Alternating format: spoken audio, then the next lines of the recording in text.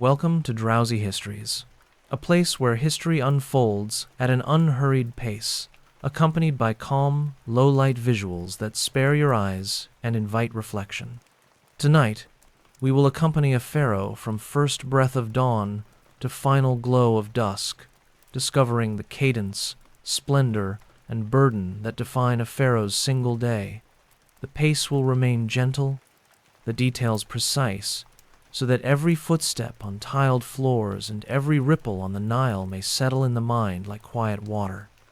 A faint breeze passes through open shutters of acacia lattice, carrying the river's night-cool breath and the distant croak of awakening herons. The royal chamber lies in half-shadow, walls painted with lapis skies, ceilings scattered with five-point stars, alabaster lamps guttering low after their vigil. On a cedar couch, inlaid with ivory rosettes, the pharaoh shifts beneath fine linen, so translucent that dawn's first blush glows through its folds. Servants silent as desert cats approach, feet bare on polished flagstone. They bear small copper censers. A thin thread of Kai-Fi incense spirals into the air, warm and sweet with honey, juniper, and raisins. It takes with it the last trace of sleep. A handmaiden sets a shallow silver basin at the bedside. Its water, drawn moments ago from the temple well, still shivers with stored night coolness. The pharaoh rinses fingertips, then lets droplets fall onto the stone in a quiet libation to Hapi, spirit of the Nile. Beyond the balcony, eastern cliffs ignite. Sunlight creeps over granite faces carved with cartouches of ancestors, turning ochre ridges to shimmering amber. As light strengthens, so too does the palace. Corridors wake with soft footfall, papyrus doors glide in grooves of sycamore, and breeze-catching vents murmur low like distant reed pipes. Attendants lift a freshly pressed kilt pleats, knife-sharp, linen smelling faintly of lotus water and sunshine from yesterday's bleaching fields. A broad collar of faience beads rests on a cushioned stool, colors still vibrant, as though newly painted on tomb walls, turquoise for joy, green for flourishing crops, gold for the flesh of the gods. For this earliest hour, simpler adornments suffice. Heavier crowns await in outer chambers. A scribe steps forward with a portable pallet of ebony, offering the daily record for royal inspection. On a fresh strip of fine papyrus, he has sketched the rising sun flanked by the hieroglyphs, Ankh and Jedlife, and stability an auspicious marker for the date. The pharaoh acknowledges with a small nod. Reed pen scratches faintly as the scribe notes the moment Ra breaches the horizon. Bare feet cross a rug woven in distant Nubia, threads dyed with henna and indigo. Through a high archway lies the loggia, its columns painted to resemble bundled papyrus stalks. Here the monarch pauses, hands resting on cool limestone balustrade. Below, the Nile gleams like molten bronze in the newborn sun. Feluccas already loosen mooring ropes. Sails billow creamy white against pastel sky. On the opposite bank, the massive pylons of Karnak cast long blue shadows, while tiny figure priests in white, workers in clay, red prepare for the day's tide of devotion. From this height, one may read the kingdom as a priest reads entrails, barges of grain promising plentiful granaries, wisps of black, soil dust where farmers guide cattle, drawn plows, faint drift of kiln smoke hinting at ongoing temple repairs.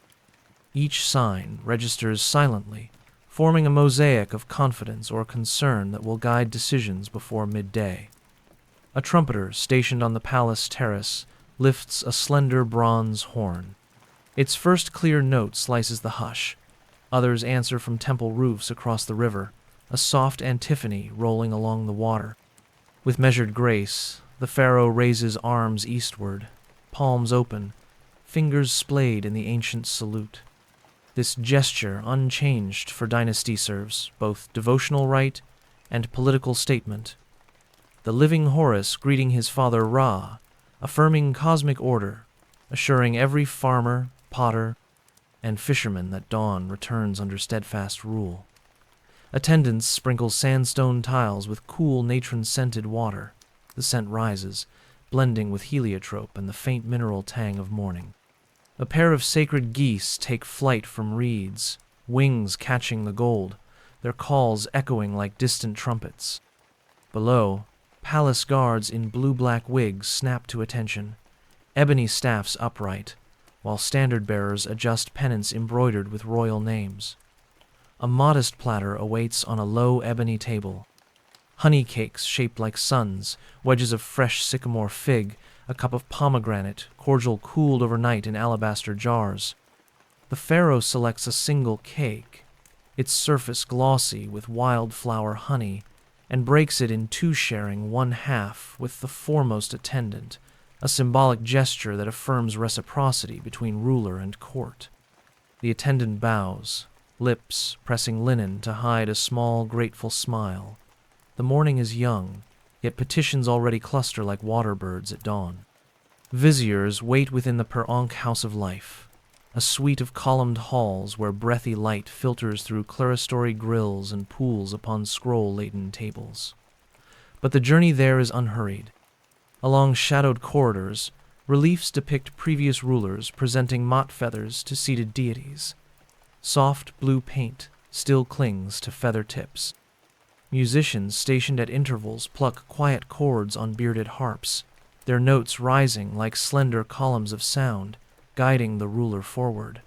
Before passing into official chambers, the pharaoh pauses once more beside a shallow pool lined with turquoise tiles. Lotus blooms float on its mirror-still surface. Leaning forward, the sovereign regards the reflection, face steady, eyes dark as river depths, ceremonial beard braided and tipped with gilded thread. Behind, the first glare of daytime mounts quickly. Reflections shimmer. There is power in this self-recognition, both man and incarnation of Horus, mortal sinew and divine mandate intertwined. With a final breath of river-sweet air, the pharaoh steps through gilded cedar doors into the pharaonic. Scrolls unroll, viziers bow, scribes set pens to palettes. Yet somewhere beyond the palace perimeter, the hush of dawn still hums, cloistered in palm groves, carried in the slow swirl of Nile water under brightening sky. It will remain, faint but persistent, throughout the coming hours of ceremony, judgment, and command a reminder that even the mightiest earthly power rises from quiet moments when sunlight first kisses stone. Long before the sun salute on palace terraces, a pharaoh's journey began within shaded courtyards where tamarisk leaves whispered and tutors spoke in lilting consonants of Middle Egyptian. Let us stroll back to those earlier seasons of life when the ruler of two lands was still a small, sharp-eyed prince or princess, learning that games of make-believe carried echoes of cosmic order. Picture a rectangular pool lined with faience tiles, the color of cool turquoise. Cattails sway at its edges, water lilies drift, their cream petals touching mirrored sky. Near the pool stands the royal nursery pavilion, a graceful structure of cedar posts, draped with woven reed mats that mute the desert glare. Within, low stools carved like lion cubs encircle miniature tables strewn with painted game boards. Dragonflies flicker among papyrus columns, stitching sunlight to shade. A nurse of noble birth, her linen dress whitened with desert chalk guides, the young heir's first steps along the pool's limestone rim. She steadies tiny hands, yet allows just enough freedom that balance must be earned. Each toddling stride across the warm stone is accompanied by soft encouragement. Walk as Horus walked upon the sky. Beam. Laughter echoes against still water, mingling with the distant rhythm of oars as servants glide a skiff heavy with lotus blooms for the temple altars.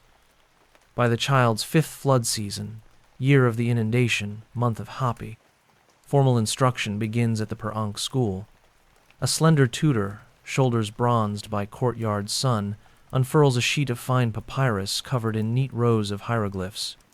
He teaches the royal pupil to grind red and black pigment on a flat palette of polished siltstone and to load a split-reed pen with precisely the right ink, thickness too wet and strokes bleed, too dry and they rasp. Morning air smells of crushed goose quills and balsam gum glue. Under pergola shade, the young student copies signs onto shards of limestone flake each ostrakhan, a stepping stone toward fluent command of MDWNR, the divine words. Between practice lines, the tutor murmurs correspondences. The owl for M, the reed leaf for I, the seated god for N. Slowly, signs weave into names of gods, then short prayers. Then edicts a future ruler will one day pronounce. In a quiet aside, the tutor explains that writing itself is a kind of rulership ordering ink, marks as one will one day order provinces. After script comes number.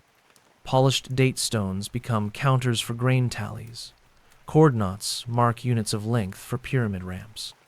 Lessons take place beside a model Nilimatera, knee-high shaft of alabaster, etched with cubit marks and tiny blue fish. By filling it with canal water drawn in clay jars, tutors show how a single cubit's rise foretells bounty, while a short flood portends lean granaries. The notion that even kings rely upon invisible currents of river, star, and season lodges itself early in the royal mind. Afternoons belong to movement.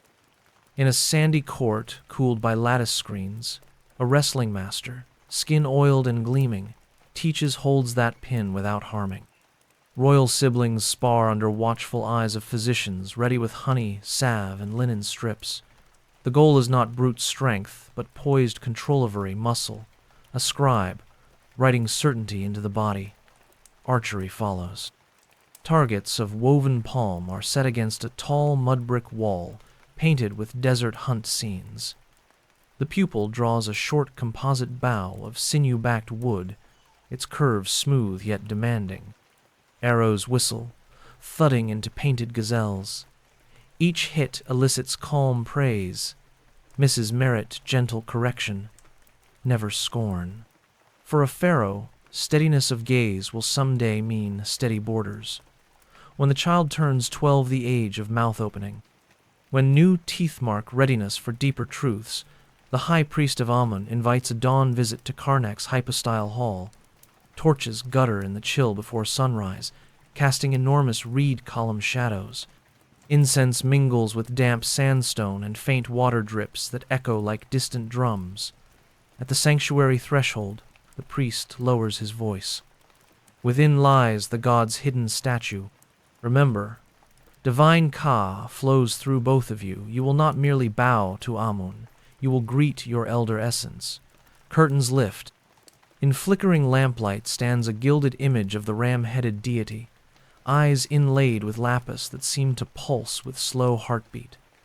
The young heir inhales sharply, not in fear, but recognition.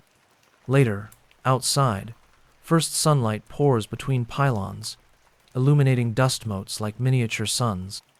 The priest hands over a small ankh carved from sycamore ruta, reminder that life flows through humble wood as through royal veins. That night, back in private chambers, a bronze mirror polished bright reflects the student's contemplating face. A eunuch attendant lights a slim rush dipped in animal fat. Flame wavers, painting gold on plaster walls, etched with lotus and papyrus stems. The tutor retrieves a board game of Senate, 30 squares representing the perilous path through the Dua. Together they move painted P70 cones capped with ivory guiding them away from snares toward the House of Rebirth. Strategy lessons wrap themselves in mythic allegory. Foresee opponents' moves, trust calculated risk, respect unseen forces. In these hushed hours before sleep, the child pharaoh learns another lesson, that power must alternate between action and reflection, as day alternates with night. Linen sheets whisper. Beyond shutter screens, the Nile's current murmurs like wisdom half-remembered. At dawn, a newly woven cord is tied around the pupil's neck, bearing 2 small amulets. a lapis scarab inscribed with Ankh for life, and a green feldspar wadjet eye for protective vigilance. Their cool weight against skin becomes constant reminder of twin duties flourish personally, guard collectively. Even when later crowns grow heavy with gold and Uraeus' serpent rears above brow, that simple cord will still lie hidden beneath linen, linking adult majesty to childhood promise. Through every lesson script, spear throw, hymn recitation, runs an invisible thread, Mahat, the cosmic balance. Tutors repeat its principles like lullabies. Speak true, weigh actions, honor reciprocity. In the garden courtyard, they demonstrate by balancing a palm rib across 2 jars. Add water to one, and the rib tilts, spilling sand until levels equalize. So must Kemet be kept, they say, and so must your heart. The child watches grains trickle, senses responsibility settling fine as sand yet immeasurable. Night spreads indigo above palace roofs. Inlaid stars on chamber ceiling correspond to those shimmering outside. Sirius, the Nile star, gleams bright, herald of future inundations. The air drifts to sleep listening to distant tambourine rhythms, from servant quarters echoes of festivals yet to be presided over. Linen breathes cool against sun-warmed skin. Closing eyes see again the god's lapis gaze, the nilometer's quiet warning, the tutor's steady hand guiding ink across papyrus. Dreams weave these images into prophecies of rule gentle, solemn, and vast as the desert night. The sun now stands a full hand's width above the eastern cliffs, its light pouring through palace clerestories in quiet, golden sheets. A hush momentarily settles over colonnades, adorned with painted papyrus bundles as officials, petitioners, and priests arrange themselves for the Pharaoh's daily emergence. In these next measured moments, the sovereign will transform from private individual to public embodiment of Ma'at, and every breath, gesture, and syllable will reinforce that delicate cosmic balance. Deep within the palace lies a small alabaster-lined room where cool shadows linger even at midday. Here, the pharaoh stands upon a low dais, carved like twin lotus petals. 2 priests of Wab rank approach, each holding a slender jug of water drawn from sacred Nile tributaries before first light. They pour in alternating stream zone laced with natron, one with crushed lotus over the monarch's outstretched hands and sandal-dusted feet. The water splashes onto a grooved basin, whispering away any residue of human frailty. A servant then presents unguents, sweet myrrh, balmy frankincense, and blue lotus oil, whose fragrance rises like a cloud of dusk-cooled river mist. Using ivory spatulas, attendants anoint wrists, temples, and behind the ears. The scent quiets the mind, smoothing thought like leveled silt before sewing. Fresh linen, pleated to waterfall precision, wraps at the waist. Its whiteness mirrors the brilliant solar disk. A belt of hammered electrum clasps at the hip, etched with intertwined urea cobras poised yet still.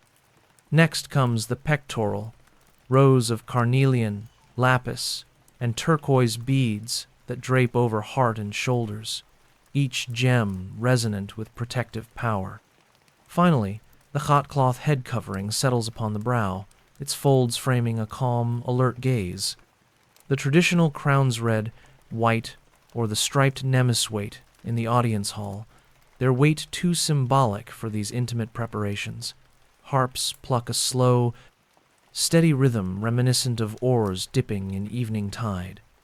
To that gentle cadence the pharaoh steps from the purification chamber into a sun-dappled walkway, where columns rise like orderly stands of papyrus. Court dignitaries line the passage, heads inclined, right fists pressed lightly to chests in silent salute. Incense braziers spaced along the colonnade exhale threads of fragrant smoke that drift upward, twining around painted capitals before dispersing into the open sky. The broad doors of the audience court loom ahead cedar panels sheathed in copper that gleams beneath morning light. Before crossing the threshold, The pharaoh pauses at a low alabaster table, upon which rests a single ostrich feather, immaculate white. Fingers brush the plume, then lift it briefly to brow, a tactile pledge to uphold Ma'at's harmony in every decree that follows. Only then do temple guards swing the great doors open on silent bronze pivots. Inside, a vast hall unfurls like an inland sea of polished quartzite floor.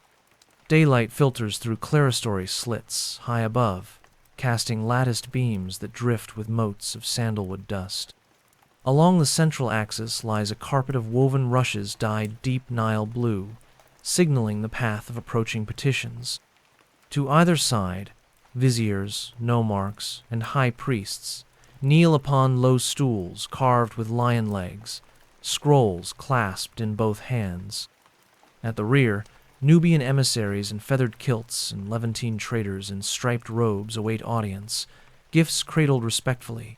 Upon a raised dais shaded by a gold-embroidered canopy, the carved throne glows warm ochre. Panels at its sides depict Horus offering the twin crowns to the monarch, ensuring that every eye meeting the ruler sees, at once, the mortal and the divine. The chief vizier, head subtly bowed, steps forward bearing a slender ivory board fringed with papyrus scrolls. In calm, measured tones, he recites the daily roll. 3 barges laden with Upper Egypt grain report safe arrival at Fayum granaries. Flood markers at Elephantine rise 3 fingers since yesterday expected moderate inundation. A quarry foreman petitions for additional copper chisels before completion of the Queen's mortuary temple colonnade. 2 disputes, boundary stones misplaced near Asyut, and fishermen contest weir rights on a delta channel. Each statement is delivered like a bead in a necklace distinct, yet part of a coherent strand. The pharaoh listens, expression tranquil, eyes resting now on the vizier, now drifting toward the far windows where sunlit dust dances in slow spirals. Responses come in a voice neither hurried nor loud. Words emerge with the steady surety of irrigation water guided by dikes. Grain barges receive royal blessing and directive to distribute surplus to temples, sheltering orphaned children. Quarry foremen granted tools from treasury stores, offset by a modest silver weight withdrawn from the temple's own building funda, symbolic reminder of shared endeavor. Boundary stones to be reset under joint supervision of provincial scribes and the local priesthood, ensuring secular and sacred consent. Fishermen's dispute deferred to post-harvest council when water levels clarify rightful weir lines. Scribes, seated cross-legged at the dais's base, capture every word in neat rows of jet black, hieratic, blotting excess ink with reed pith. Sand sprinkled, scrolls rolled, seals impressed with the ruler's cartoucheth, invisible machinery of governance hums smoothly. Foreign envoys step forward bearing goods, cones of incense from Punt, lapis beads from the east, antelope hides supple and honey brown. Each item is touched, weighed, or inhaled. Appreciation radiates, but never erupts. The atmosphere remains poised, as if the hall itself inhales and exhales in perfect measure. In return, the pharaoh instructs stewards to grant the envoys necklaces of electrum chain and vessels of perfumed oil gifts that embody balance, foreign devotion met with royal generosity.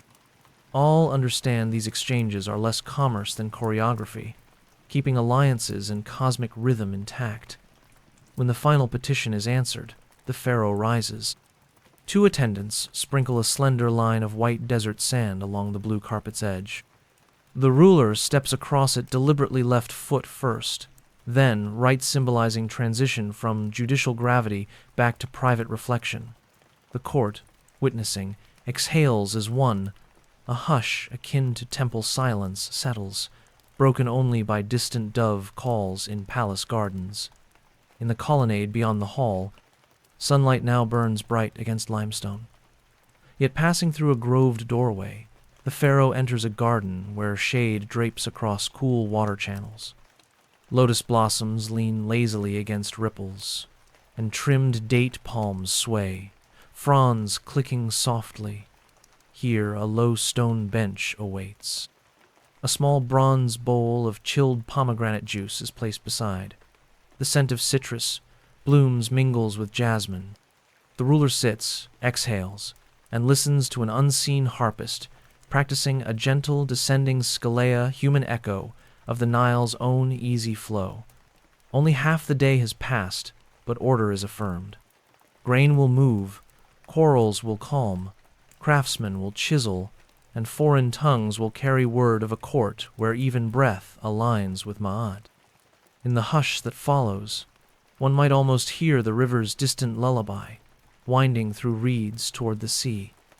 A warm hush floats over the palace garden as late morning sun deepens, amber light sliding between date fronds and dappled granite pathways.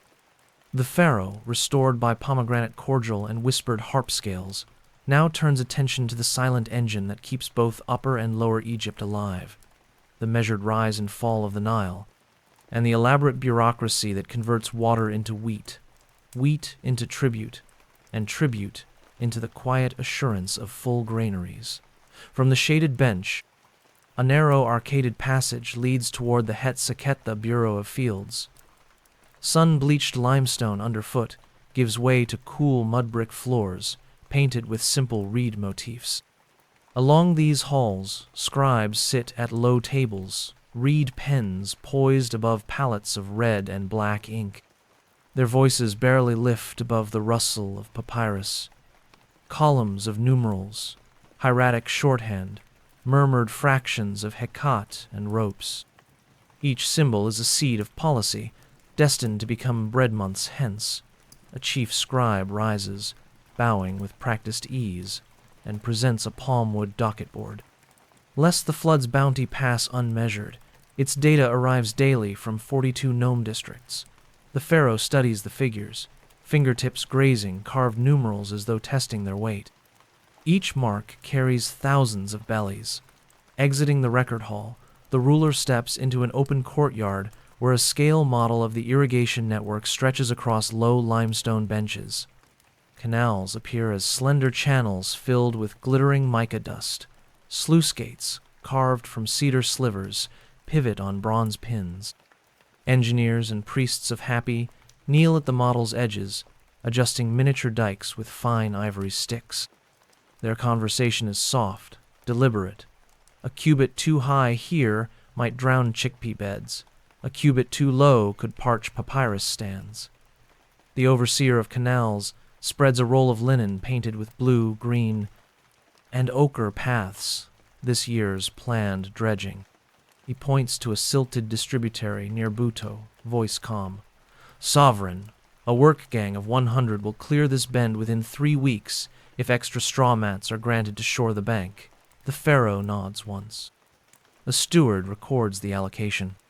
A single stroke of the reed pen releases timber from the delta saw pits, and reeds from marsh harvester sand in visible cargo already setting sail. To gauge plenty with senses rather than symbols, the ruler proceeds to the western wing, where stepped, beehive-shaped granaries rise against a pale sky. Their plaster surfaces gleam like polished bone. Climbing a shallow ramp, the Pharaoh pauses beneath a reed awning that funnels faint breezes scented with straw and sun-baked clay. A silo steward looses the wooden hatch. A river of golden emmer wheat slides into a measuring cradle below, grains clicking like tiny beads against the cedar sides. Sunlight ignites the flow, each kernel flashing momentary fire. The monarch lifts a handful. The wheat is warm, dry, and fragrant promise of thick porridge, festival bread, priestly offerings. The steward bows, relief softening his eyes. A good harvest reflects well on every back that bent beneath the sickle. Beneath a canopy of broad sycamore, tax assessors convene. Farmers from nearby estates arrive, leading donkeys laden with hemp baskets, bulging grain, onions, and dates still dusty with blossom scent. They kneel before low altars where scribes weigh offerings on copper balances, counterweights shaped like squatting baboons. Numbers are murmured, seals impressed, receipts pressed into hands calloused by plow handles. The pharaoh observes without judgmental glare. Instead, calm presence ensures fairness. When one elderly plowman trembles, unable to lift his due onto the balance, the monarch gestures. A guard steps forward to assist. A fine gesture's mole. Swift yet, it ripples through the queue like gentle wind in wheat, easing stiff shoulders, brightening weary gazes. Midday heat gathers.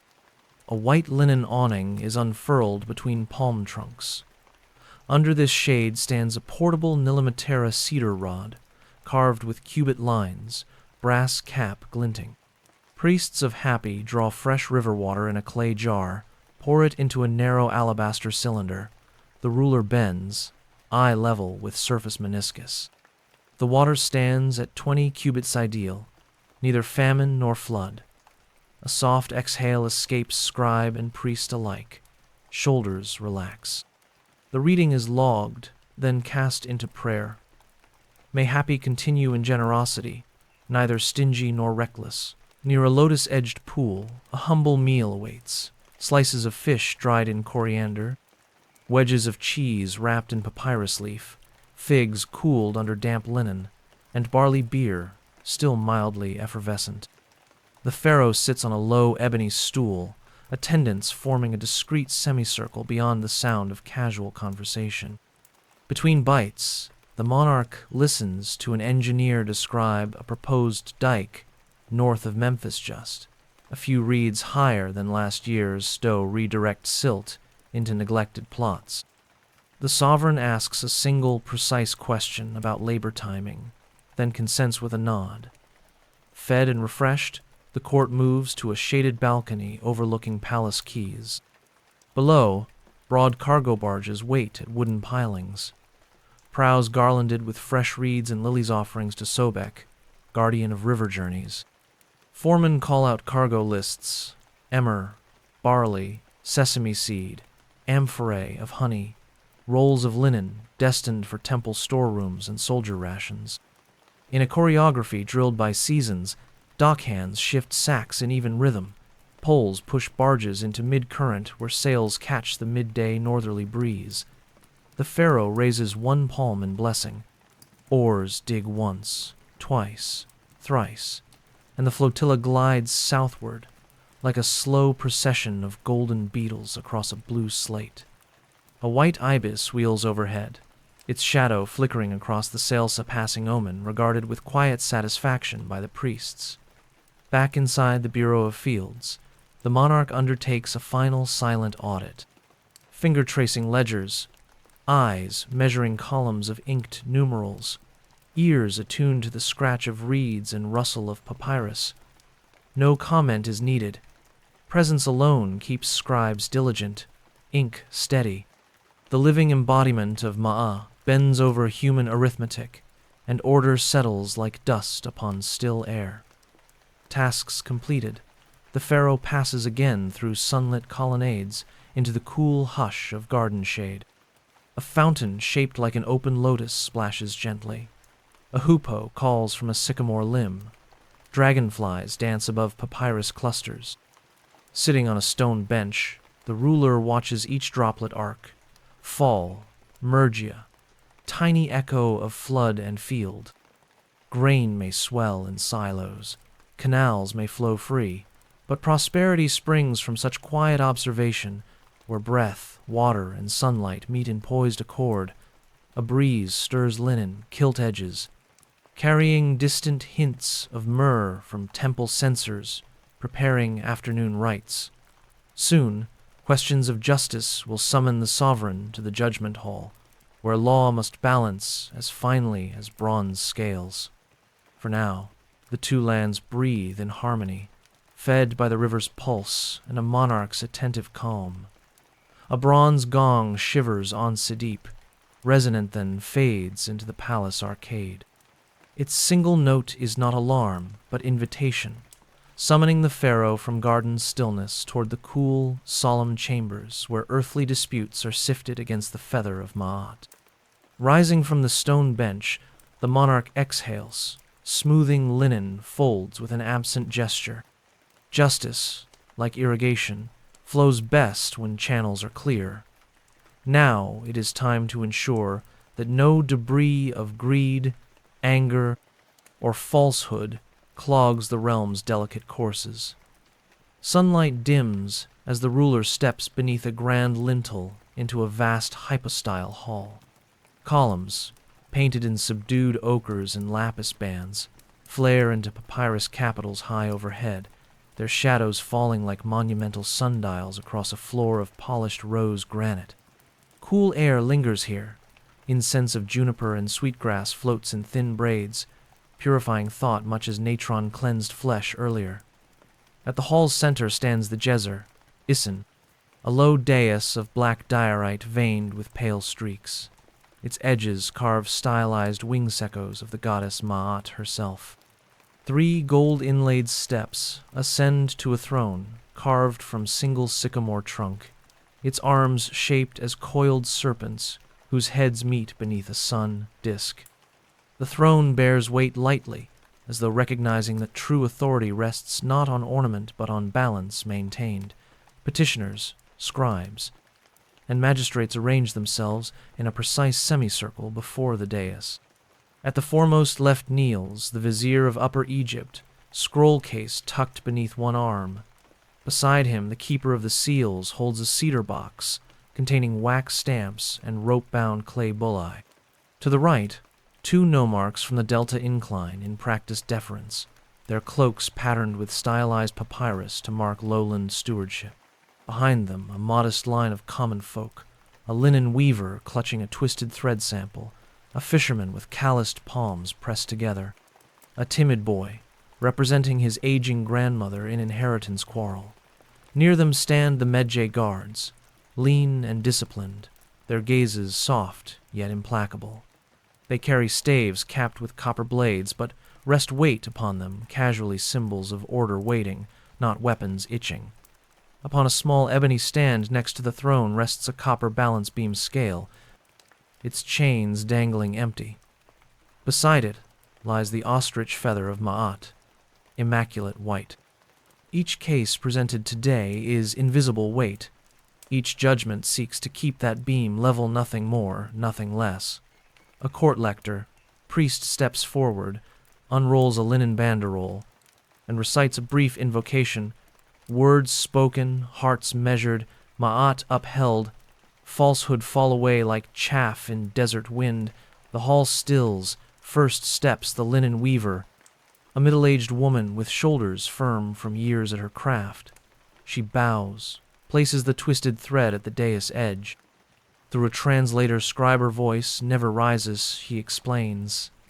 A neighboring workshop confiscated her newly designed reed heddle, claiming invention and seeking exclusive temple contract. She appeals for acknowledgement and return. The pharaoh listens, gaze serene. The opposing workshop master is summoned forward, a wiry man, eyes darting under lowered brow. Questions flow gentle, precise. Where was the tool first woven? Which worker cut the cane? What dye lot was in the vat that day? Details accumulate like silt, layering until pattern emerges unmistakably. The loom design is hers. Without raising voice, the ruler decrees. The heddle will be returned. The rival workshop will supply her with fine flax as recompense, and the temple contract shall be shared this season to foster cooperative skill. Scribes record. The scale's pans sway gently as the priest places the feather upon one side and a small bronze ingot upon the other symbolic tokens. The beam settles level, harmony preserved. Next advances a land dispute. 2 farmers whose fields converge at a canal elbow. Last flood shifted silt, obscuring boundary stones. Each claims a finger's breadth of fertile black soil. The pharaoh gestures, surveyor, scribes, present a mud tablet etched with prior year's markers. After calm assessment, the ruler orders new stones inscribed with both farmers' names, set equidistant by official measurers at next dawn. Until then, each shall sow jointly and divide yield. Both men bow, grudging respect tempered by relief. A hush falls as guards escort a young man accused of grain theft from temple granaries. His wrists are bound only by linen cord, face pales beneath dust. Evidence speaks plainly: footprints. Spilled kernels, but motives remain tangled. A sick sister, a lean household. Penalty for grain theft can be lashings or forced labor at desert quarries. The pharaoh's gaze meets the youth's wavering eyes. Silence stretches thick but not heavy. At length, the ruler pronounces, "The young man shall spend 1 month repairing irrigation dikes under temple oversight, wages paid directly as barley to the granary he wronged. He will also deliver 3 amphorae of beer to the granary festival as public contrition." The hall rustles some, surprised, none dissent. The scale again steadies. Justice served, yet mercy folded within. Each ruling sparks swift clerical choreography. Scribes flick reed pens, mix gypsum-based pigment, annotate palmwood docket boards. Officials impress clay seals, falcon for the pharaoh, jackal for juridical division, ibis for scribal authentication. Copies will travel by barge to gnome archives. Stonecutter crews will soon carve essential decrees into village stelae where sunlight and sand ensure permanence. Midway through hearings, acolytes pass among benches, wafting cool Nile water in reed sprayers. A second group burns pellets of frankincense. Sweet smoke coils under vaulted roof, refreshing senses, tempering emotion, sustaining concentration. The pharaoh sips a small cup of date nectar, cooled with snow fetched from distant Sinai, Peak's luxury used sparingly. The final petition of the morning comes from the head of palace guard. 2 soldiers found guilty of conspiring with tomb robbers seek audience for clemency. Evidence is grave. Broken seals on necropolis storeroom, gold in their private quarters. The vizier recommends exemplary punishment to deter an epidemic of thefts. The hall tightens. The pharaoh considers. Eyes close briefly, perhaps seeing distant tomb corridors, paintings meant to guide mortals into eternity disturbed by mortal greed. When lids lift, decree is firm yet measured. The soldiers will labor shackled, but unharmed in quarrying limestone for new tomb restoration. Their wages forfeited to fund protective lintels and patrol stations. Thus they heal damage they abetted, their dishonor channeled into restoring sanctity. The scale tips, rights itself. Ma'at holds. With petitions concluded, the lector-priest chants a brief doxology. Ma'at stands, the 2 lands rejoice. May falsehood never stand anew. Court officers stamp each record with wet clay, pressing cartouches until edges flare like petals. A final gong note trembles through columns. Participants rise, bow, depart, their footsteps, a soft susurrus that fades into outer corridors. The pharaoh remains momentarily on the dais, gaze resting on the now empty space where pleas and fears filled the air only minutes before. The feather lies once more alone upon the scale's bronze plate, weightless yet sufficient. A deep breath pause, in which dust motes drift through slanted beams like tiny ships on golden seethen. The ruler descends. Stepping beyond the hall, the monarch enters a side court where low papyrus plants grow round a shaded pond. Water mirrors high walls painted cobalt and gold. Lily leaves float, untroubled. Here no one petitions, no scribes scratch. A kingfisher darts, brilliant against muted greens, then vanishes. The pharaoh kneels, cups cool water, and lets it spill through finger-so whispered offering, acknowledgement that justice, too, must flow if it is to remain clear. Soon, matters of border security and foreign tribute will call from the map room where ivory chariots glide across painted cedar boards. But for a fleeting heartbeat, ruler and river share a single quality: quiet balance sustained by unhurried motion, life advancing yet never splashing over its banks.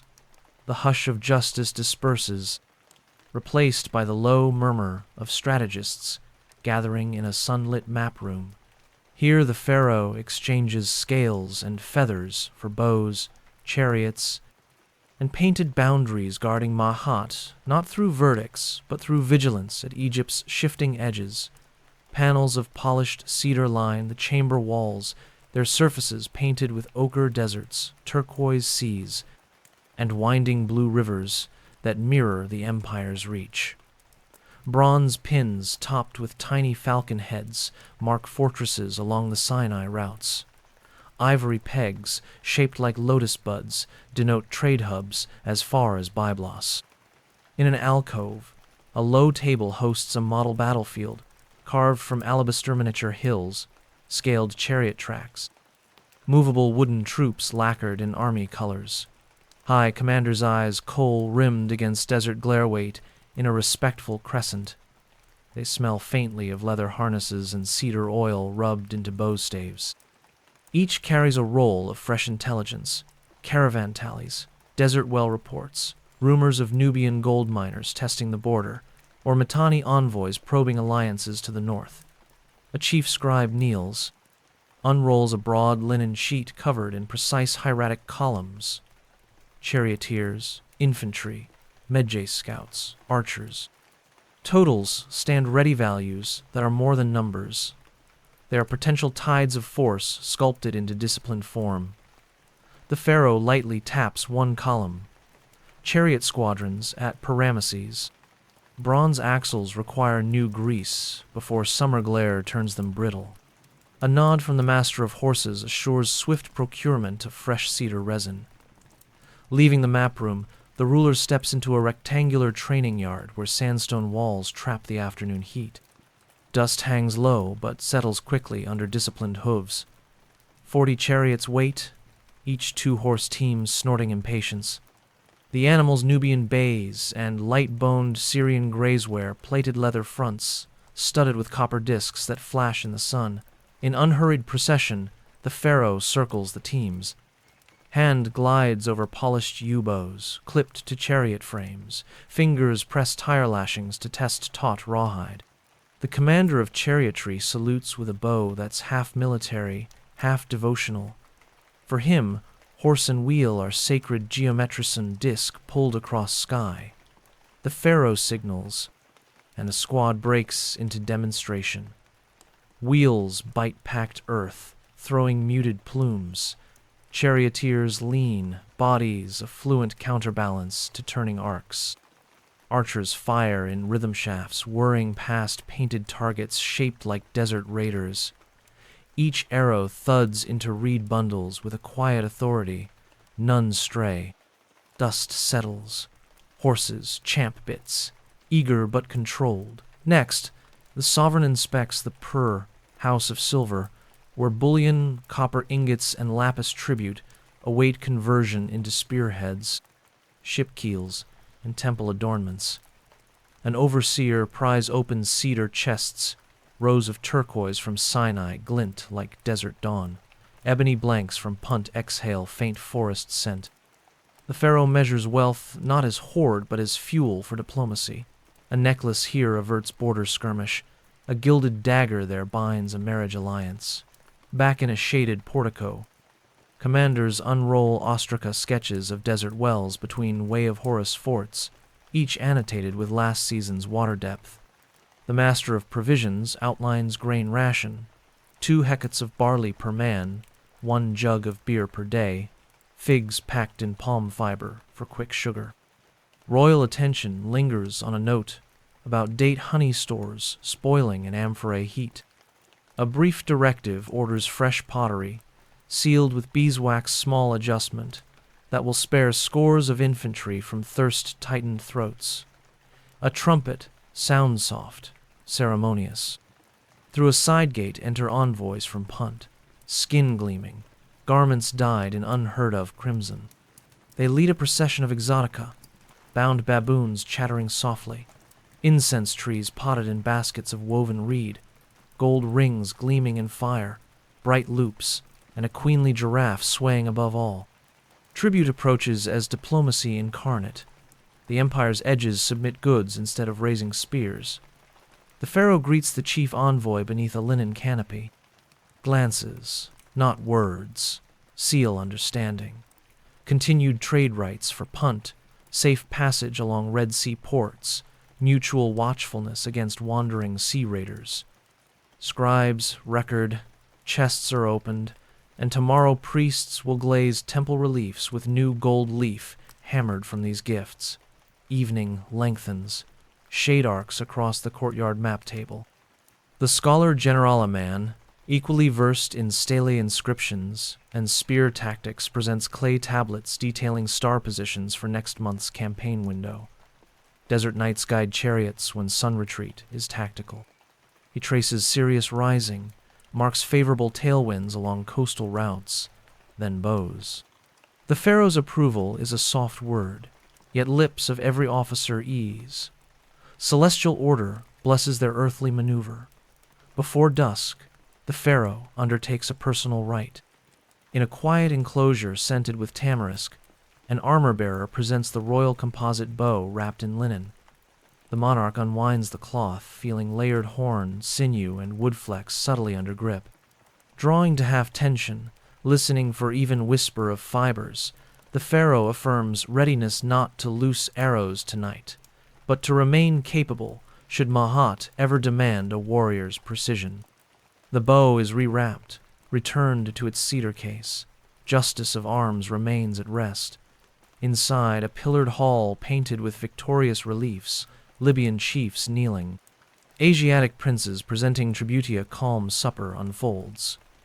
Platters of roasted duck glazed with pomegranate, small loaves dusted with coriander, and cups of cool date wine spread along low tables. Conversation stays low, deliberate. Final supply tallies, captain promotions, prayers spoken softly to Montu, falcon-headed god of war, asking that courage never curdle into cruelty. The pharaoh listens more than speaks, head bowed slightly, as though weighing invisible dice of fate. All decisions of day weave into a fabric strong enough to wrap the distant frontiers under night's coming chill. Night ascends. Torches in brass sconces flicker, but high clerestory windows reveal true navigation. Constellations shimmer over the map room, matching ivory inlays of star charts on ebony ceiling boards. The ruler alone paces the cedar panels once more, fingertips tracing falcon-headed pins along the Sinai, lotus pegs on the Levantine coast, elephant markers where Nubia meets First Cataract. Borders breathe expanding, contracting, yet under measured gaze they seem to lie still, as if waiting for the next dawn's quiet authority. With a final glance skyward, Orion poised like a celestial charioteer, the pharaoh turns away. Soon the hum of quarry blocks and temple chants will replace chatter of chariots. Stones, not spears, will shape legacy. For tonight, the two lands rest under vigilant starlight, frontiers secured by preparation as much as by spear. Moonlight has silently slipped beneath the horizon. In its stead, the first coral glow of dawn breathes against Theban cliffs. The pharaoh rises early today, drawn by a purpose bridging mortal years, and timeless stone, the crafting of monuments that will cradle the royal name long after flesh yields to sand. While armies guard borders and scribes balance ledgers, masons and sculptors ready their chisels, it is time to walk among them. A light northerly wind guides a sleek barge upriver, its single square sail unfurled like a linen prayer against pastel sky. On deck the pharaoh stands beneath a woven reed awning, accompanied by the overseer of works and the high priest of Ptah, patron of craftsmen. Riverbanks scroll past, tawny cliffs streaked with sediment, tamarisk thickets trembling with bee-eater calls. Soon, towering scarps of Nubian sandstone loom Gebel el Silsila, where living rock awaits transformation. Disembarking, the ruler steps onto powder-soft quarry dust, warm even at sunrise. Masons pause, mallets poised, then resume their rhythmic strike-stock, talk-talkich blow, coaxing cubic blocks from bedrock. Copper chisels bite, sand grinds, wooden wedges drink water, swelling to crack stone along planned seams. The air is sharp with mineral scent and faint cedar smoke from cooking fires. The overseer produces a mallet carved of black diorite. With 3 deliberate taps upon a newly scored seam, the pharaoh consecrates the block destined for the entrance pylon of a temple honoring Amun-Ra. Scribes note the ritual, marking quarry face with red ochre hieroglyphs that read, "Mighty are the 2 lands under the living Horus." Back on deck, scrolls unfurl showing towpaths, barge rosters, and Nile flood tables. Teams of 6 oxen will drag each block to riverbank sledges. Wet sand poured before sled, runners lessons frictiona, simple miracle of water making stone glide. The pharaoh traces a finger over dates. Alignment with the inundation ensures current strong enough to carry 100-ton burdens downstream, yet gentle enough to avoid chaos at temple docks. One nod authorizes extra reed-corded shipments from Fayum marshes. Another approves rations of dried figs to sustain haulers in noon heat. Monumental visions hinge on such quiet details. By late morning, the royal convoy reaches the construction plain west of Karnak. The sun now climbs high, but colossal pylons cast broad trapezoids of shade. Stone blocks carved with preliminary grid lines lie arrayed like a giant's unfinished puzzle. Supervisors in leopard skin sashes direct gangs of red ochre daubed workers. Sledges creak, pulleys groan, yet the atmosphere is composed, almost prayerful. Stepping onto a cedar observation platform, the pharaoh surveys work in progress. One wall segment already rises shoulder high. Shallow reliefs depict the sovereign presenting wine to Amun, lines crisp, though still powdered with chisel dust. Nearby, an artist sits cross-legged, reed brush poised, adding guidelines in red ochre for final sculptors to follow. Pigment bowls rest beside. Orpiment yellow, sintered copper blue, hematite red the future palette of eternity. The master sculptor, beard flecked with limestone powder, kneels to present a wooden maquette of the king's future colossus. Though merely 2 spans tall, it radiates serene command, uraeus poised, arms crossing chest in timeless Osirid pose. The pharaoh studies it, noting subtle angle of jaw, curvature of Nemes stripes, a brief adjustment tracing the corners of lips by a grain's width imparts, a hint of benevolent calm without softening majesty. The sculptor inclines his head, grateful. A tiny change in clay now prevents coldness in towering granite later. Before noon's zenith, priests prepare a shallow pit at the planned temple axis. Into it they place symbolic gifts, miniature mud brick, cedar shaving, coiled copper serpent, grain seeds in alabaster cup tokens, ensuring completeness of materials, protection from evil, promise of abundance. The pharaoh adds a tiny gold figure of Ma'at herself, its feather brushing sunbeams. Once buried beneath cornerstone, it will rest unseen yet potent as long as stone endures. Heat shimmers, a dust devil pirouettes across open sand.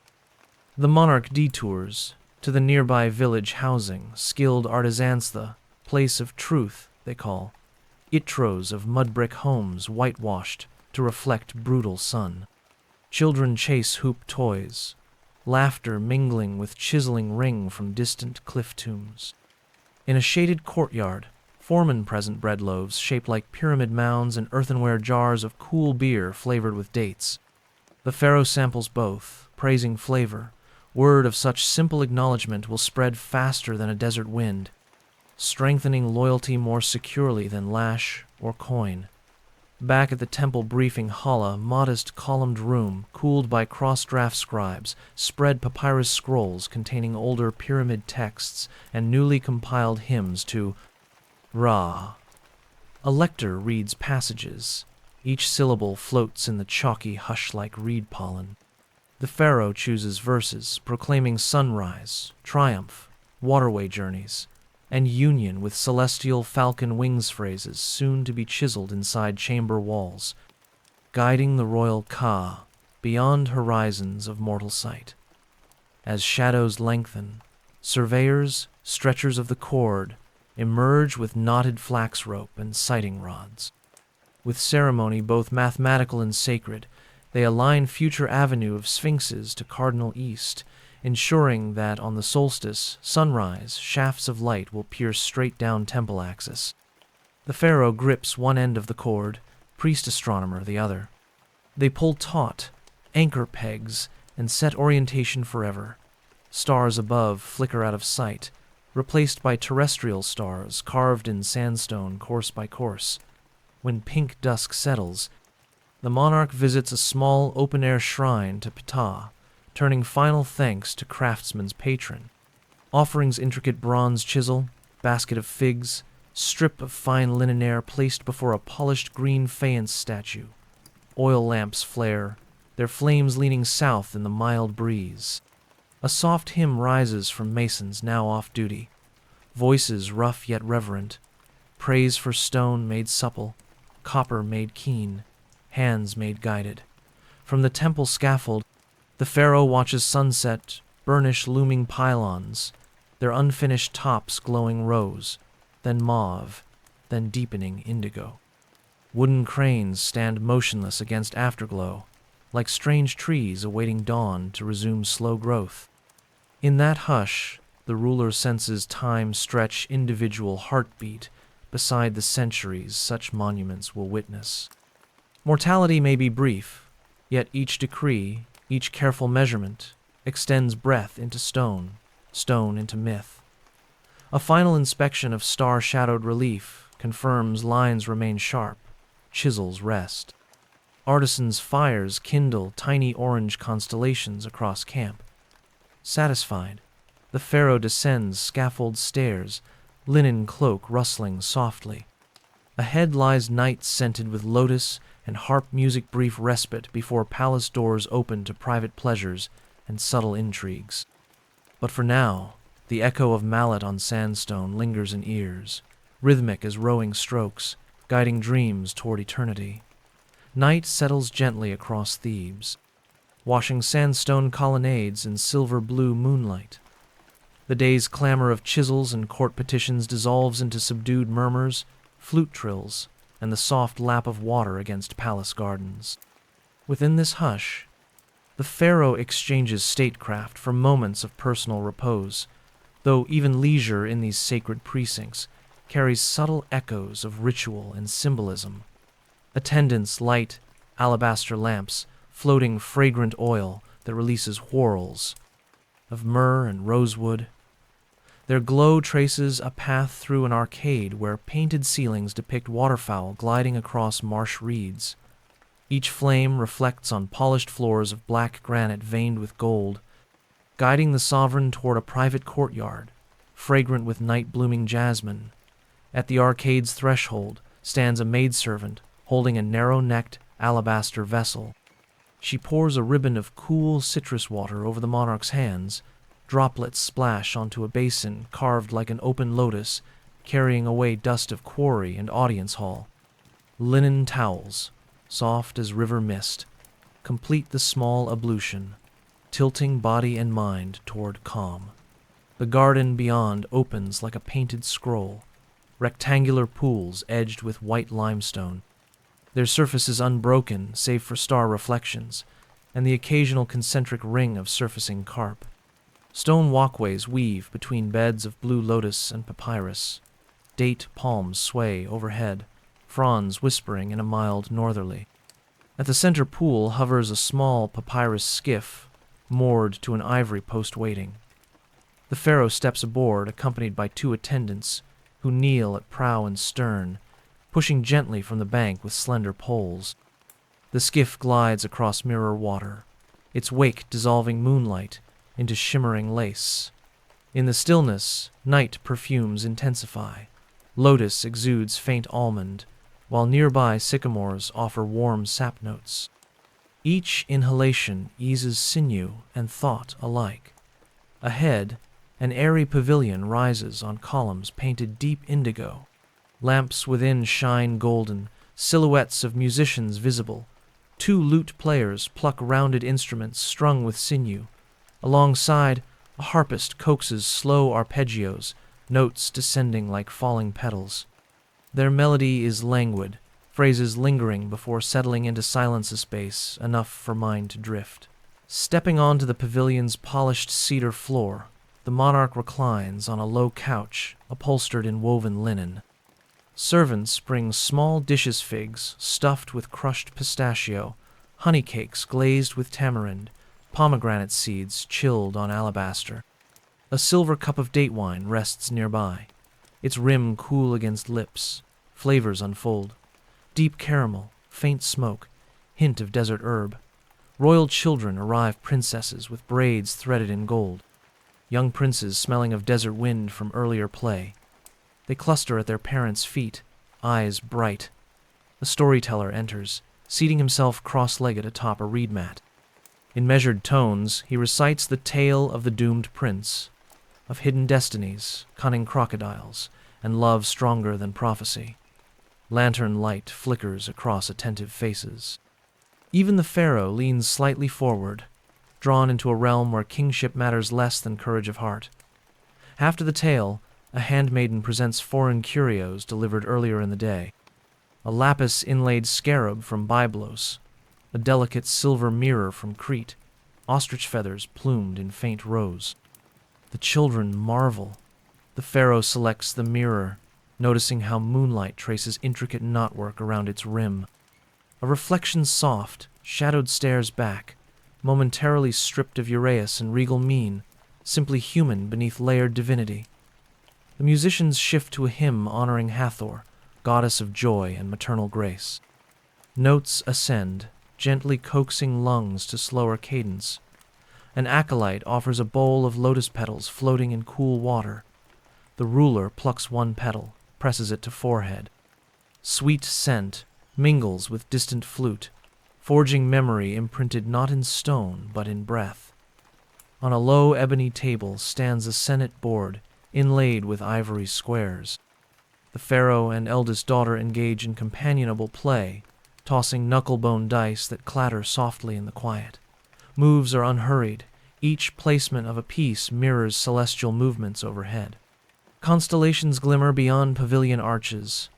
Orion hunts eternally, while the Milky Way flows like a spectral Nile across sky.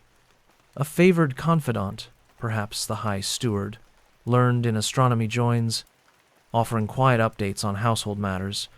New papyrus harvest shows promise. A lapdog recovered from heat malaise. Gardeners sighted a rare white heron at dawn. The pharaoh listens, voice low, responses brief. In these elastic nighttime hours, leadership softens, yet remains aware threads of governance, never fully released. Midnight nears. Servants extinguish several lamps. Garden shadows deepen into restful blue. The pharaoh steps back onto pool walkway, dismissing attendants with a gentle gesture. Alone now, feet barely disturb smooth limestone, the ruler gazes across water glassy under starlight. Thought drifts, to stone blocks slowly stacking toward heaven, to border scouts scanning dunes, to feather of Ma'at balanced on bronze scale, to the distant echo of hammer on copper chisel that will resume at sunrise. A single lotus bloom opens to the cool night, ivory petals unfolding from dark water. The pharaoh watches, perceiving in that quiet motion a reflection of rule itself unfurling, luminous, serene, yet rooted in unseen depths. Lamps guide the sovereign back through the perfumed aisle toward private quarters. A soft mattress of goose down awaits atop carved ebony frame. Linen sheets, faintly chilled, promise swift slumber.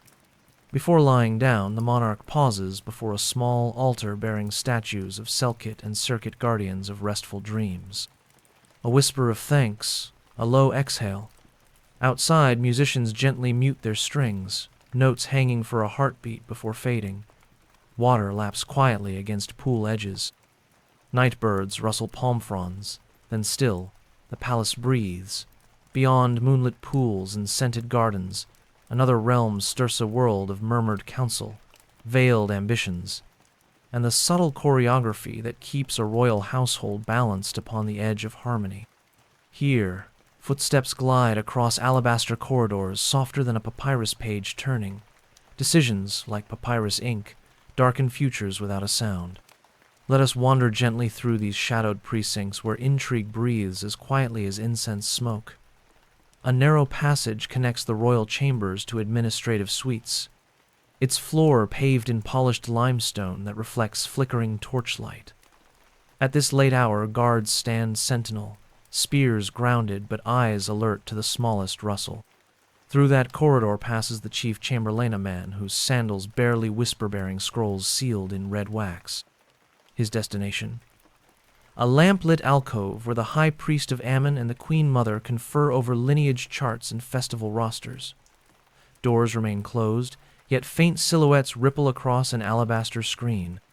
A gesture here, hand raised, palm down signals restraint.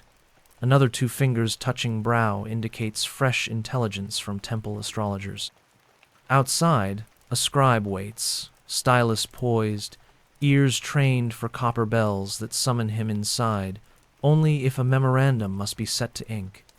Inside that alcove, influence arranges itself like constellations.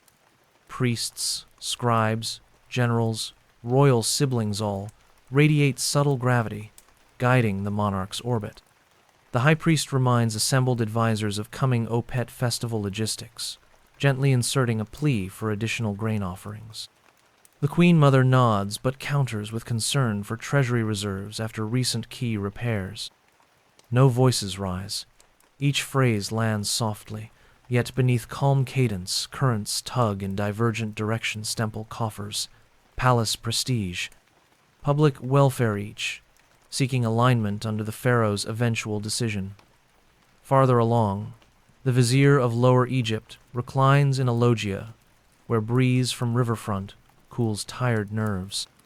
Before him lies a cedar ledger inscribed with discreet annotations, no March alliances, grain price fluctuations, minor priesthood vacancies.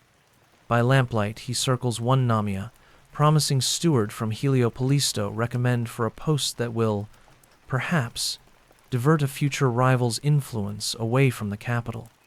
His quill scratches softly, deliberate as a weaver setting warp threads, intrigue woven into governance, visible only when viewed from distance. Below, near the royal kitchens, servants wash bronze chargers in perfumed water sluiced into terracotta runnels. Their hushed conversation concerns a shipment of rare incense delayed at Elephantina Temple. Rites cannot proceed without it. One kitchen boy reports overhearing a courier blame the delay on canal bandits. Another suspects bureaucratic diversion of funds. Their theories flit like swallows, alighting briefly before darting into night, yet such hum carries upward into marble halls where decision-makers, if attentive, may glean early warning of unrest. In a lantern-glow library, a royal prince bends over copper-ink papyrus, while his tutor, an elderly scholar with reed-thin voice, guides reading of the instruction of Amenemhat, words caution against trusting smiling faces and warn of daggers behind brocade. The prince's eyes widen, understanding that tomorrow's crown also bears invisible thorns. Outside shuttered windows, a breeze rattles palm, leaves an echo of uncertainty, always whispering at the kingdom's edges. Near midnight, the palace astrologer ascends a rooftop terrace paved in cool sandstone. He sets a bronze quadrant toward the dog star and notes its alignment against Jupiter's pale glow. Conjunctions speak in silent geometry, predicted months ago, but he will present findings at dawn, promising signs for a peaceful harvest, yet caution in diplomatic ventures across the Sinai. His star charts, if interpreted wisely, may soften potential fractures before they fissure. In a lattice-walled maze fragrant with night-blooming tobacco, two lesser officialsons of distant noble spas where torchlight fails to reach, they discuss marriage prospects for one's cousin, a potential union to tie their families to the High Steward's lineage. Their motives are neither sinister nor selfless. They are merely strands seeking weave into royal tapestry. Overhead, a heron glides across the moon, its shadow momentarily covering their facessa, fleeting omen they quietly note, but refuse to fear. Before dawn, the chief chamberlain retraces his steps through the corridor of quiet. Scrolls, once sealed, now carry annotation-steiny streaks of cinnabar marking consensus or deferral. He slips the bundle into a cedar chest outside the pharaoh's study. When the ruler wakes, these notations will illuminate currents beneath placid court waters. Some matters will demand quick responsi temple grant authorized, a steward repositioned. Others will be left to steep in time's slow brew, ripening or withering under silent observation. For now, torches gutter low, their orange flames dwarfed by violet pre-dawn sky. The palace exhales in collective sleep, except for guards pacing ramparts, astrologer finishing notes, and perhaps the pharaoh, lying wakeful, intimate with hush, sensing subtle tensions nested beneath day's grandeur. Such awareness is its own safeguard. To rule means hearing what is never said aloud, translating rustled linen and tilted lampwick into decisions that sustain Maat. In these final quiet moments, breeze slips through unlatched shutters, stirring lotus-embroidered curtains beside the royal bed. A single deep breath, then another. Soon dawn drums upon eastern cliffs, and preparations for the long journey westward toward eternity will resume.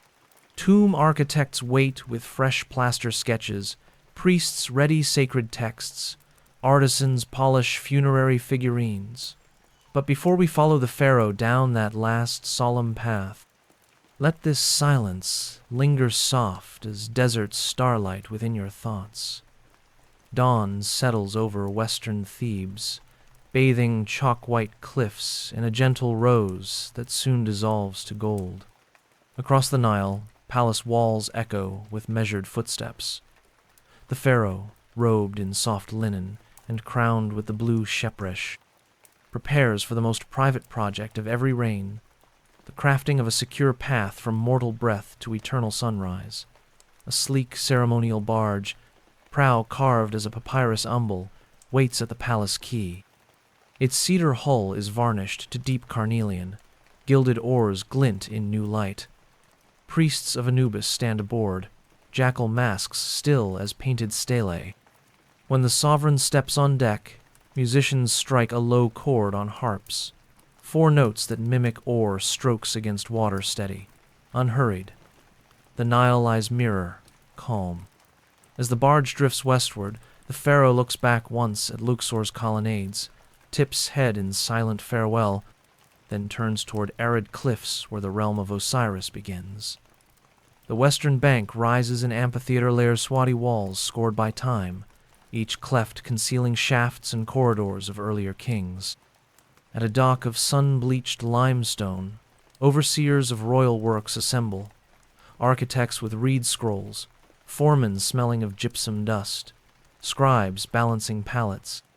They bow.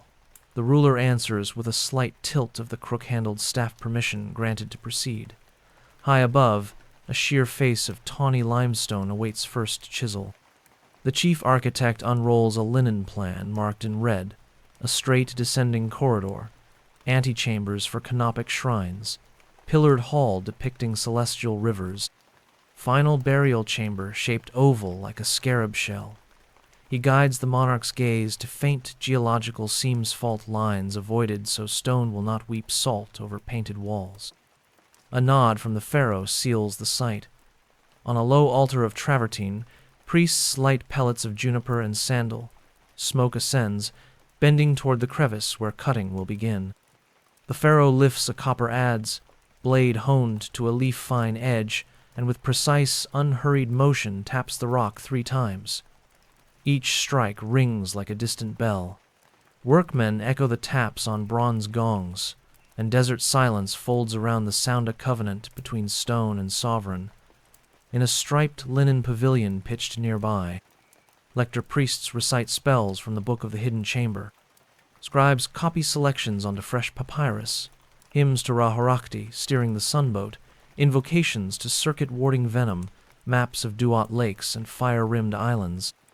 The Pharaoh reviews verses, choosing those that speak of balance rather than conquest, of reunion rather than escape. Each chosen passage will later be transcribed in lapis and malachite onto corridor wall script, bright enough to glow by the flicker of spirit lamps. Weeks pass. We return at late afternoon. Echoes of chisels ripple through the valley, a chorus of subdued metallic clicks. Inside cooling tunnels, torch smoke curls against freshly smoothed plaster. Relief artists outline celestial boats, star goddesses, and small vignettes of daily life. Bakers kneading dough. Children chasing hoop toys, reminders that eternity need not be austere. The Pharaoh moves quietly among them, offering brief words. Fine line here. Raise the horizon stroke. Guidance spoken almost as lullaby. A young sculptor glows at a simple compliment. His mallet steadies. His strokes grow surer. At twilight, the ruler retires to a cliff-edge gazebo facing west. Below, the Nile gleams copper, the sun descending toward a ridge resembling the dorsal fin of a sleeping crocodile. A lector priest places a small gold balance on a low table. On one side, he sets a tiny alabaster heart, symbol of human self. On the other, a miniature ostrich feather. The beam rocks, steadies level. It is rehearsal reminder that, even for living pharaohs, hearts must remain lighter than truth. The sovereign rests both hands on knees, inhales slowly. Evening air smells of cooling sand, faint myrrh, distant river mud. In that hush, a private inventory unfolds, mercy given, anger restrained, promises kept.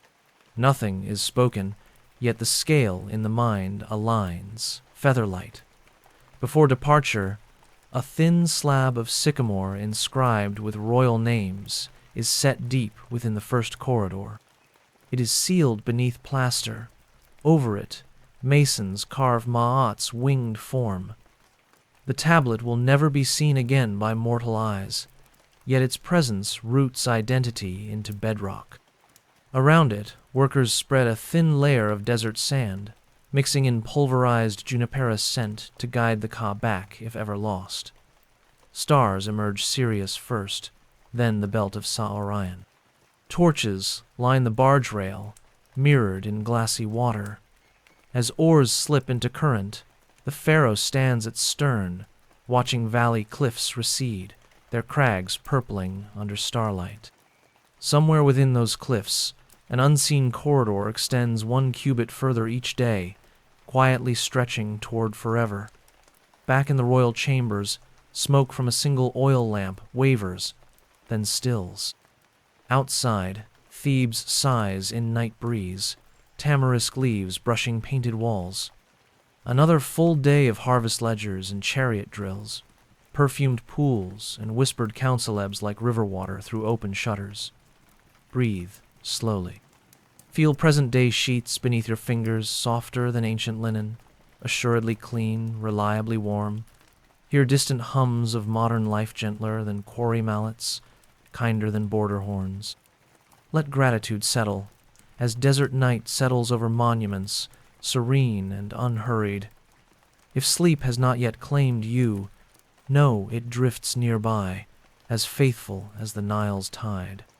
Allow eyelids to lower like palace shutters at dusk. Let the mind's skiff glide downstream, carrying today's cares toward wide, quiet horizons, where dreams bloom like white lotus under silver moon. Good night, traveler. May your heart remain light, your paths well guided, and your rest deep as the tomb's cool silence sever serene under the eternal stars.